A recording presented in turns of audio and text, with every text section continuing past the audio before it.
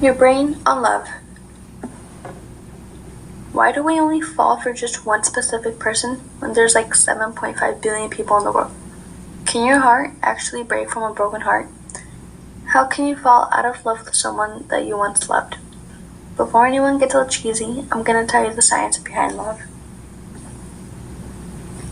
The feeling of being in love is actually just chemical reactions in your brain. If they were to scientifically create love, they would use the equation of C811NO2 plus C10Hi2N20 plus C4H66N12O12S2. Even though that looks really complicated, it's just dopamine, serotonin, and oxytocin. They don't create it because it could cause schizophrenia, extreme paranoia, and it can cause you to go severely insane. Dopamine is a feel-good feeling. Dopamine isn't just for love. You can release dopamine after you finish doing something that you liked. For example, eating that really good cereal that you've been thinking about all day. Or sleeping 19 hours, who knows. Don't get it twisted though. This sounds a lot like endorphins.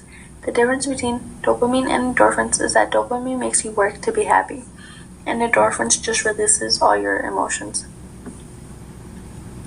Serotonin is the other chemical that makes you want. What do I mean by that? It makes you want to be happy with someone or something.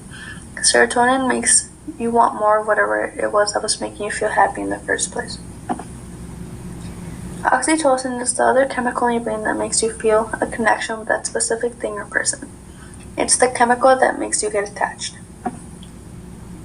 Does your heart actually have anything to do with it? The answer is very simple. The answer is sort of. I say sort of because the heart itself cannot feel. But when you're feeling a little emotional, your heart tends to race by the blood pressure, and that is why it seems like the feelings are coming from your heart. What does it mean when your heart breaks if the feelings have nothing to do with it? What happens is that in the center of your brain, there is a part called the anterior cingulate cortex, and when you get physically hurt, it gets triggered.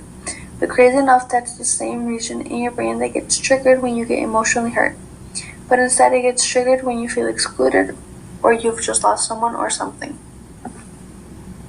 Emotional and physical pain share the same neural pathways. So after a breakup, or if you just lost something that broke your heart, and you feel like you're never ever in a gazillion years going to get over it, you will. The rest of the chemicals in your brain will make sure you're okay. Although that could lead your stress hormones to go crazy, and maybe even lead to depression, in the end your body's chemicals will go back to its normal self, benefiting you to become emotionally stronger. These are prairie voles. Once the male and the female mate, the male will stick around to help raise the babies, and it is rare for animals to do that. Only a limited of species do that.